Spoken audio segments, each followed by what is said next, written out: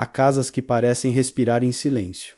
Janelas fechadas, pisos que não podem ranger, uma porta comum que esconde o universo inteiro. Dentro desse espaço apertado que vive uma menina que deveria estar lá fora descobrindo a própria vida. Uma menina que deveria estar correndo pelas ruas, rindo alto, reclamando da escola, sonhando sem pressa, mas ela não pode... Ninguém pode saber que ela está ali. Ainda assim, naquele silêncio forçado, nasce uma das vozes mais vivas que o mundo já ouviu. Antes de se tornar símbolo, Ana era apenas 13 anos. Energia que não cabe no corpo. Olhos curiosos, vontade de falar, de entender tudo, de ser alguém... Ela não escrevia para ser lida por milhões. Escrevia porque o diário era o único lugar onde podia respirar. Um espaço seguro quando o mundo do lado de fora se tornava perigoso demais.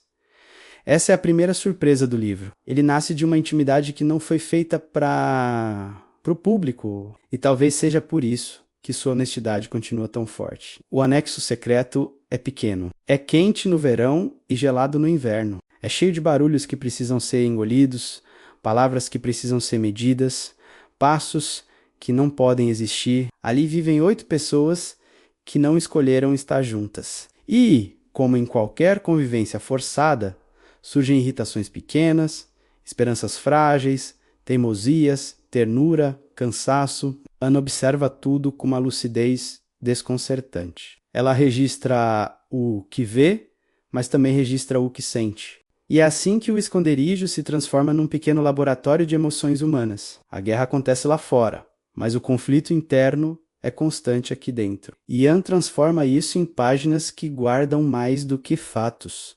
Guardam verdades. O mais impressionante do diário é a convivência entre duas forças que não deveriam caber no mesmo livro. De um lado, a brutalidade da guerra. Do outro, as descobertas da adolescência. Anne escreve sobre o medo da prisão e, no mesmo dia, sobre o desejo de entender o próprio corpo. Escreve sobre bombardeios e, em seguida, sobre o encanto do primeiro amor. Sobre a morte sempre próxima e sobre o sonho de ser escritora, jornalista, artista, qualquer coisa que lhe permita deixar uma marca. Essa contradição é o coração da obra. E é nela que o leitor percebe o tamanho do impacto.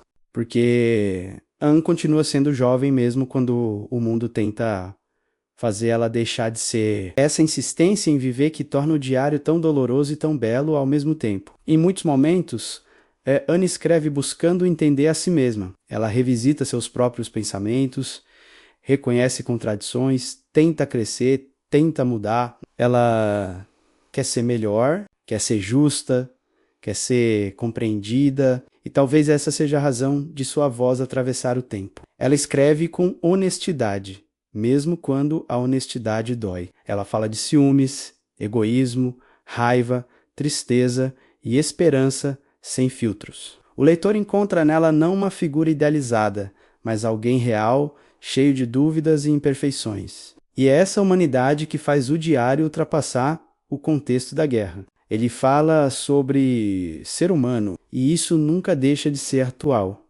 Há uma frase que se tornou símbolo. Anne escreve que ainda acredita na bondade dos homens. É impossível ler isso sem sentir um peso difícil de explicar. Não porque a frase seja ingênua, mas porque ela é corajosa demais. Dizer que acredita na bondade humana enquanto vive escondida, enquanto vive ameaçada, enquanto vive no limite do medo, é um gesto de fé que ultrapassa qualquer religião ou ideologia. É um gesto de humanidade pura. E talvez seja por isso que o diário se tornou tão importante. Ele mostra que a esperança continua existindo, mesmo quando não há motivos para que ela exista. Muitos livros sobre guerra registram batalhas, números, estratégias, mas o diário de Anne Frank registra outra forma de destruição. Mostra o que acontece quando o cotidiano é arrancado. Quando o simples ato de abrir uma janela vira risco, quando uma refeição se torna tensa, quando o som de passos na rua paralisa todo mundo,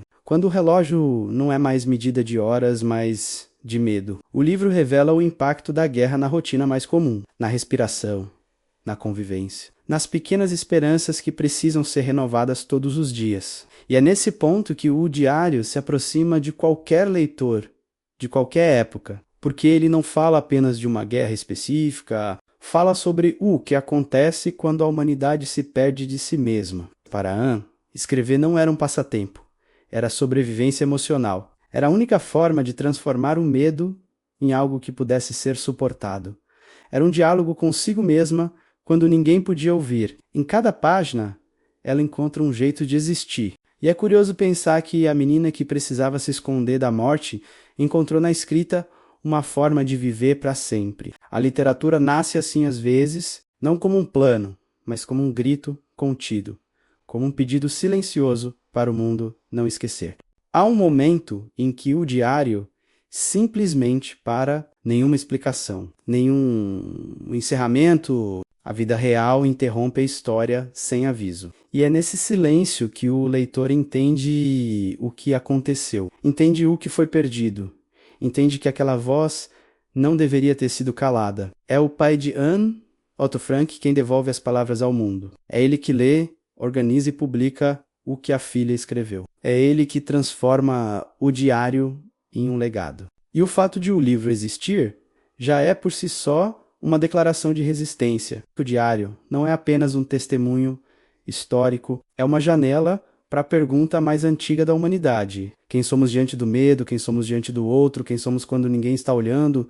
Anne expõe fragilidades que reconhecemos, mostra forças que admiramos e nos lembra do que pode acontecer quando deixamos o ódio crescer. Em um mundo onde a intolerância volta a se disfarçar de opinião, a história de Anne soa como alerta e como abraço. Ela nos lembra que o pior começa devagar e que o silêncio sempre alimenta o que é perigoso. E o diário de Anne Frank não é sobre a morte, é sobre a vida resistindo, é sobre a delicadeza que insiste em existir, mesmo quando tudo conspira contra ela. Anne escreve com sensibilidade porque não tem outra saída. E essa sensibilidade, paradoxalmente, se transforma em força, em memória, em farol para outras gerações. Ao fechar o livro, duas sensações se misturam. Vergonha pelo que fomos capazes de fazer.